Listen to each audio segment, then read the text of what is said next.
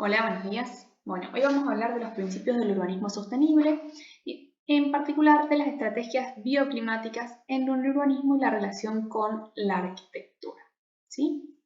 Primero que todo, vamos a viajar un poco, ¿sí? Vamos a pensar y vamos a ver distintos lugares. Bueno, a ver, ¿a dónde los lleva este lugar? ¿Sí? A mí me lleva de vacaciones, que es lo que quiero ahora, estar en el mar. Pero si yo pienso que me voy a preparar la valija, ¿en qué tipo de ropa voy a poner? Voy a poner ropa liviana, ¿no? No voy a estar muy abrigado, pienso que va a hacer calor, que voy a poner protector solar porque va a haber mucho sol, ¿no? Esas son las cosas que estoy pensando. Ahora cambiemos nuestro destino.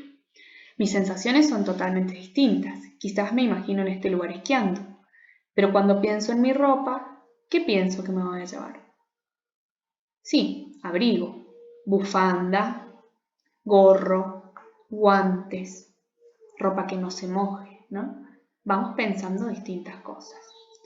Mientras que si pienso en esto, mientras cuando viajo a este lugar, pienso en que voy a tener que llevar distintos tipos de ropa, porque ese color otoñal me hace pensar que va a haber días más calurosos y otros más frescos, o durante el día va a estar más caluroso y en la noche va a refrescar, ¿sí? No es como las otras imágenes que me transmiten un tipo de clima más natural. Bueno, ¿qué es lo que vieron en común en todos estos lugares, ¿no? ¿O qué fue lo que nos hizo entender las características del clima o de la temperatura en estos lugares que yo voy a estar? Muchas veces es la vegetación, ¿no? En el primero había palmeras, en el otro había pinos y en este hay árboles, ¿sí? ¿A ustedes qué les transfirieron estas cosas, no? Piénsenlas. ¿Y cómo será la arquitectura en esos lugares, no? Ahora viene por qué vimos estas imágenes, para entender cómo será la arquitectura en estos lugares y por qué, ¿no? ¿Qué se imaginan ustedes? Vamos a hacer una unión con flechas, ¿sí? ¿Qué edificio piensan que es para cada lugar? No está muy difícil, ¿no? Todos lo aprobaron. Bueno, ahora vamos a ver. Claro, los pinos se relacionan con este tipo de arquitectura que tiene la misma función, ¿sí? Vamos a ir viendo. La playa, hay una relación, y en el otro también existe una relación. ¿Por qué? Hemos viajado a 3 lugares del mundo distintos, a un clima frío, a un clima templado y a un clima cálido, ¿no? ¿Qué vemos? ¿Sí? En el mundo hay distintas zonas climáticas que se llaman. Están las zonas ecuatoriales, que están cerca del Ecuador, las zonas tropicales. Entre los trópicos de Cáncer y trópicos de Capricornio, ¿sí? Se encuentran los climas cálidos, ¿sí? Estos climas donde todo el año es verano, ¿sí? Donde todo el año hace calor. Mientras que entre los trópicos y más hacia arriba se encuentran los climas templados, ¿sí? Estos climas son los que tienen las 4 estaciones marcadas. Tienen verano, tienen invierno, tienen primavera y tienen otoño, ¿sí? Hay una variación estacional del clima. Mientras que en los climas fríos esto cambia y durante todo el año hace frío, ¿sí? Entonces, ¿qué es lo que pasa? ¿Sí? En los climas secos, que son los desiertos, las temperaturas medias son muy altas. La amplitud térmica entre el día y la noche es grande, ¿sí? La humedad es muy baja y la radiación solar es alta, ¿sí? Hay que amortiguar las estrategias bioclimáticas a aplicar en estos climas, son amortiguar la variación del día y de la noche, disminuir la exposición solar y usar la masa térmica. ¿Para qué se usa la masa térmica? Se acumula, ¿sí? Se hace que sea más estable, ¿sí? Que no haya estas diferencias. Por ejemplo, el agua, si uno se mete a un lago a la noche o durante el día, la temperatura va a ser la misma, no así el aire exterior. Esa es la función. Cuando yo estoy cerca de algo que no cambia rápidamente de temperatura, ese calor o frío se mantiene constante y hace que sea más agradable el lugar donde estoy, ¿sí? La arquitectura de estos lugares es así, ¿sí?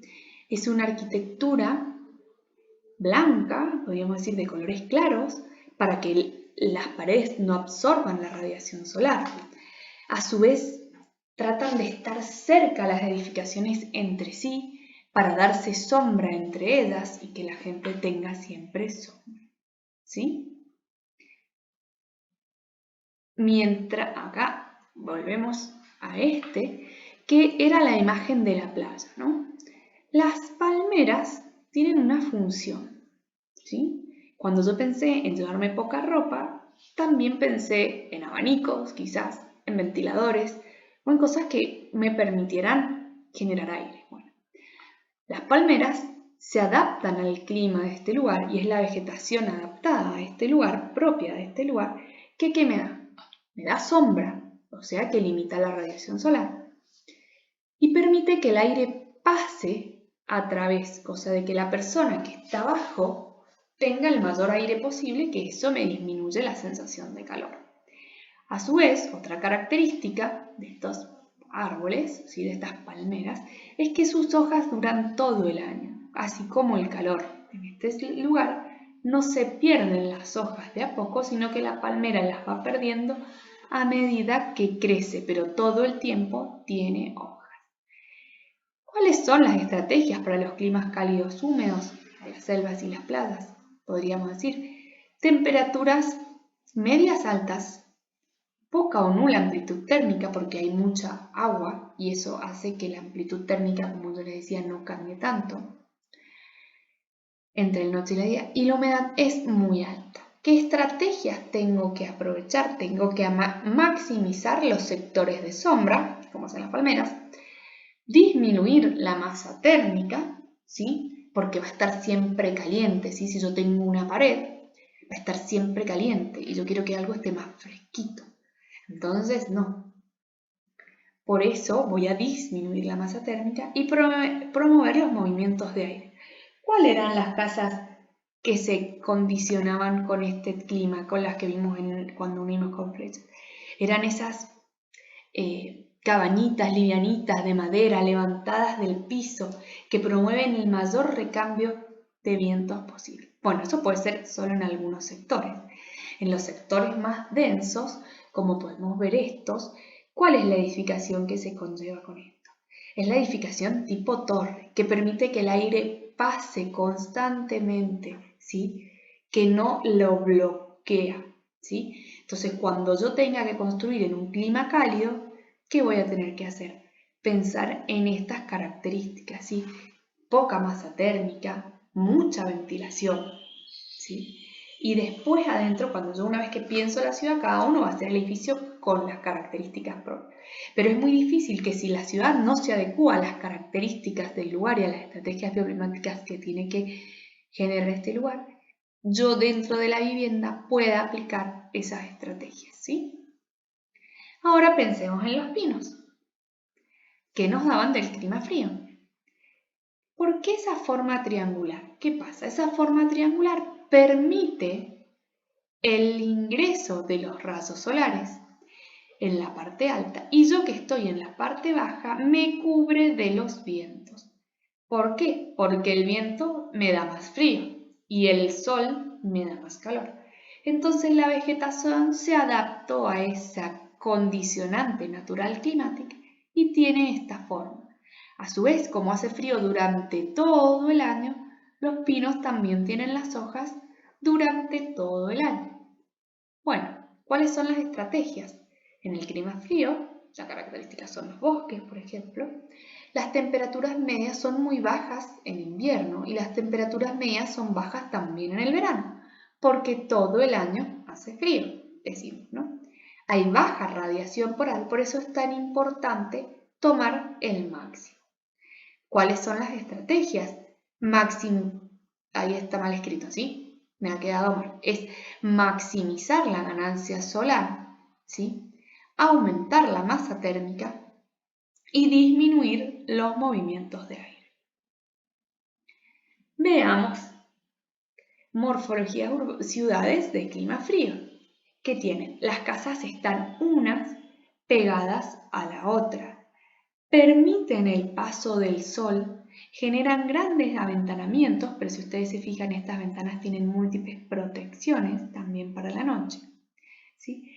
Tienen techos inclinados que permiten que el sol pase y a su vez que hacen que la nieve no se cargue tanto los techos y no tenga esa carga, ¿sí? Si vamos a ver acá, esto es la otra imagen, ¿no? La que nos queda, la del otoño. ¿Por qué pasa esto?